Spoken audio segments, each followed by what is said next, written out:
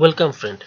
আজকের ভিডিওতে আমরা দেখব কিভাবে মাইক্রোসফট এক্সেলে ইউজার ফর্ম ক্রিয়েট করতে হয় এবং ইউজার ফর্মের মাধ্যমে কিভাবে ডাটা এক্সেল শিটে ট্রান্সফার করতে হয়। তো চলুন শুরু করা যাক। প্রথমে যেটি করতে হবে সেটি হচ্ছে যে এই ডেভেলপার ট্যাবটি অ্যাক্টিভ করতে হবে। যাদের ডেভেলপার এই ট্যাবটি নাই মেনু বারে, তারা যেভাবে অ্যাক্টিভ করবেন, এই অফিস বাটনে যাবেন, এখান থেকে এক্সেল অপশনে যাবেন। যে এক্সেল ডায়ালগ বক্সটি আসবে, এখানে দেখুন 3 নাম্বার একটি চেক বক্স আছে যেখানে লেখা আছে show developer tab in the ribbon. এটা যদি আনচেক করা থাকে তাহলে এটাকে আপনারা চেক করে দেবেন, তারপর ওকে প্রেস করবেন, তাহলে এখানে ডেভেলপার এই অপশনটি আসবে। আমরা একটি ইউজার ফর্ম ক্রিয়েট করব এবং ভিজুয়াল বেসিকের কিছু কোডিং করব, সেহেতু আপনি যে এক্সেল ফাইলটিতে কাজটি করবেন সেই এক্সেল ফাইলটি অবশ্যই ম্যাক্রো এনেবল করে নিতে হবে। এখান থেকে সেভ এস যাবেন এবং এখান থেকে এই যে Excel macro enable to workbook এটিকে ক্লিক করে সেভ করে নেবেন। আমি সেভ করে নিচ্ছি user form dot X L S M এ নামে। এবার আমরা এখানে কিছু কলামের হেডিং লিখি, যেমন আইডি, নেম, মোবাইল নাম্বার,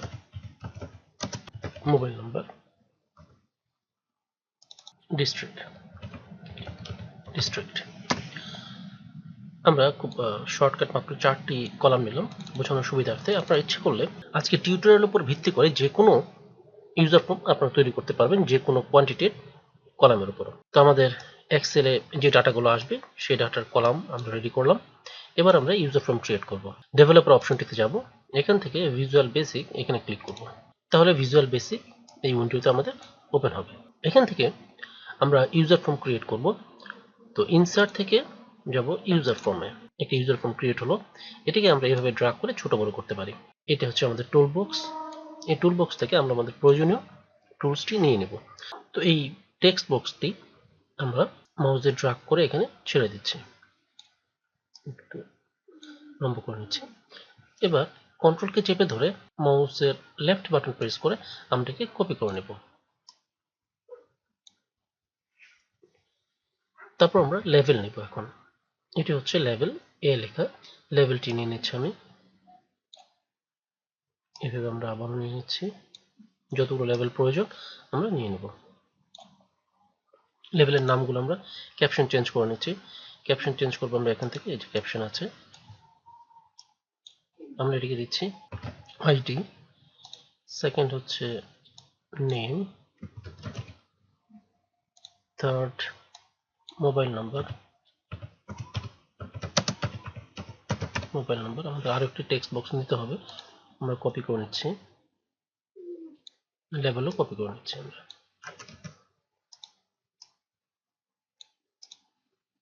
এটি হবে আমাদের ডিস্ট্রিক্ট। টেক্সট বক্সের নামগুলো আমরা একটু চেঞ্জ করে নিই আমাদের কোডিং এর সুবিধার জন্য।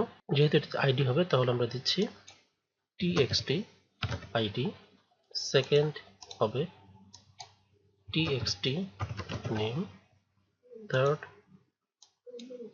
txt mobile, fourth txt district. এবার আমাদের লাগবে একটি কমান্ড বাটন। আমরা এটি কমান্ড বাটন, এটিকে ড্র্যাগ করে নিয়ে আসছি। আমরা আরেকটি কমান্ড বাটন নিচ্ছি। আমরা পর্যায়ক্রমে এই ইউজার ফর্মকে আরো ডেভেলপ করতে থাকবো, আরো বিভিন্ন ধরনের কমান্ড বাটন নিয়ে আসবো।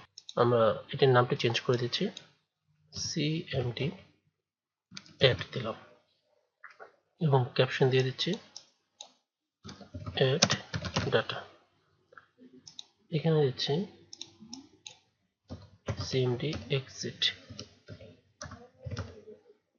এবং ক্যাপশন দিলাম ex exit।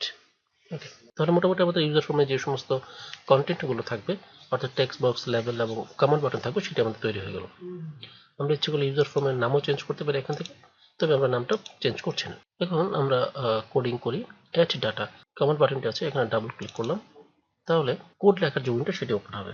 এই প্রপার্টিজ উইন্ডোটা আমাদের খুব একটি লাগবে না এখন, সো আমরা এটিকে ছোট করে যেখানে কোডিং করবো সেটিকে বড় করে নিচ্ছি। এবার আমরা কোডিং করা আরম্ভ করি। আমরা প্রথমত একটি ভেরিয়েবল ডিক্লেয়ার করব। ভেরিয়েবল হচ্ছে dim x as long। x কে দেখাবো x এর মানটি কিরকম হবে। x ইকুয়াল আমরা শীটের নাম হচ্ছে sheet 1, sh double sheet1 dot range bracket open করব, দেখাচ্ছে কলাম, আমাদের কলাম হচ্ছে এ কলাম, এটি ডাবল কোটসের ভিতরে থাকবে এ কলাম। এবার আমরা রোটি দেখব, and rows dot count bracket close dot end xl up dot row। এখানে আমার যেটা হবে এই xt sheet 1 এ যাবে, sheet 1 এ যে রেঞ্জ a অর্থাৎ a কলামের মধ্যে লাস্ট যে রোটি আসে সেটিকে কাউন্ট করবে।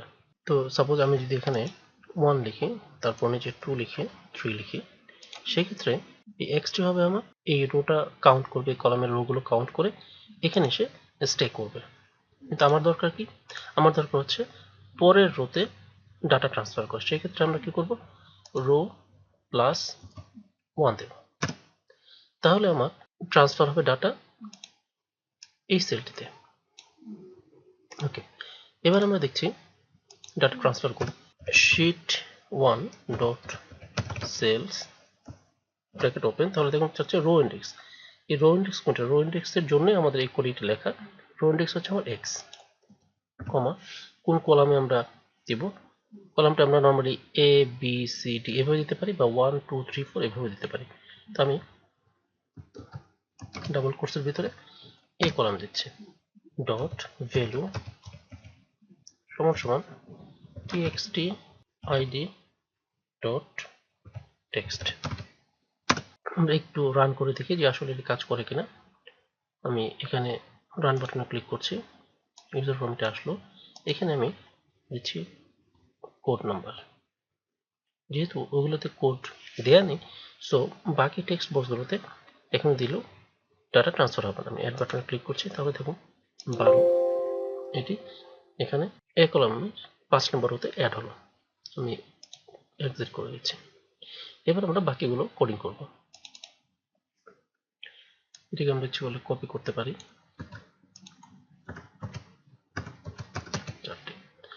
সেল 1 এখানে যাবে, বি এখানে সি, এখানে ডি, এখানে txt নেম, তারপর txt মোবাইল, এবং নেক্সট আসবে txt ডিস্ট্রিক্ট, সিটি ডিস্ট্রিক্ট। তাহলে আমাদের কমপ্লিট হয়ে গেল কোডিং। কিভাবে ডাটা ট্রান্সফার করব আমরা একটু রান করে দেখি। ID number 1 to 1, name Abdul Aziz, mobile number 017000000, district Dhaka. আমরা অ্যাড বাটনে ক্লিক করছি। দেখুন সর্বশেষ রো ছিল আমাদের ব্ল্যাঙ্ক, 6 নাম্বার রোটি, এখানেই আমাদের ডাটাগুলো অ্যাড হয়েছে। একটা জিনিস হচ্ছে, ডাটা যখন আমরা অ্যাড করলাম তখন এই টেক্সট বক্সগুলো খালি হয়নি। ভুলবশত যদি আবার আমি অ্যাড বাটনে ক্লিক করি, তাহলে আবারও সেম ডাটা অ্যাড হবে। আমাদের এখন দরকার হবে যে এই ডাটাগুলো অ্যাড হওয়ার পরে যেন টেক্সট বক্সগুলো খালি হয়ে যায়। আমরা সেই জন্য এখন কোডিং করব। আমি ডাবল ক্লিক করে সেই কোডিং এ আসলাম। এবার আমাদের দরকার হবে ডাটা ট্রান্সফার হওয়ার পরে txt id ডট টেক্সট সমান সমান blank, txt name dot text সমান সমান নাম, txt মোবাইল ডট টেক্সট সমান সমান ব্ল্যাঙ্ক, এবং txt ডিস্ট্রিক্ট ডট টেক্সট সমান সমান ব্ল্যাঙ্ক। এখন আমরা যখন রান করব, একটু রান করে আমি যখন আমি ডাটা দিব, যেমন 131 ফাহিম, মোবাইল নাম্বার 018000000, ডিস্ট্রিক্ট, আমি ডাটা অ্যাড দিচ্ছি। সরি, কম্পাইলার এরর, এখানে যেটি হবে txt হবে। রান করলাম, 131 fine 018 00000 district select। এবার আমি অ্যাড ডাটা দিচ্ছি। তাহলে দেখুন ডাটাটি এখানে অ্যাড হয়েছে এবং যে টেক্সট বক্সগুলো ছিল সেগুলো ব্ল্যাঙ্ক হয়েছে। তো এভাবে আমরা খুব সহজেই কোডিংগুলোর মাধ্যমে ডাটাগুলো ইউজার ফর্মের মাধ্যমে এক্সেল শিটে ট্রান্সফার করতে পারি। আমরা ইউজার ফর্মের মাধ্যমে ওপেন করলাম, কিন্তু এখান থেকে ক্রস করে আমাদের বের হয়ে যেতে হয়। আমরা এখানে একটি কোডিং করব এক্সিট করার জন্য।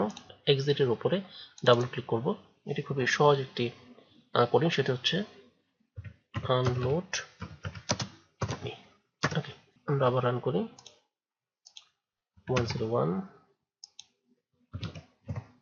Tanfir, mobile number 019। এবার আমরা অ্যাড দিচ্ছি, ডাটা ট্রান্সফার হলো এবং আমরা এখানে এই বাটনে ক্লিক করে এক্সিট করতে পারবো।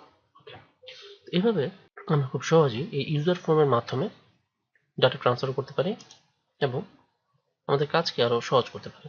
তো ভবিষ্যতে এই ইউজার ফর্মটিকে আমি আরো কিছু ডেভেলপ করব বিভিন্ন রকম কমন বাটন এনে। তো পরবর্তীতে নতুন কোনো ভিডিওতে বাকিগুলো আলোচনা করব।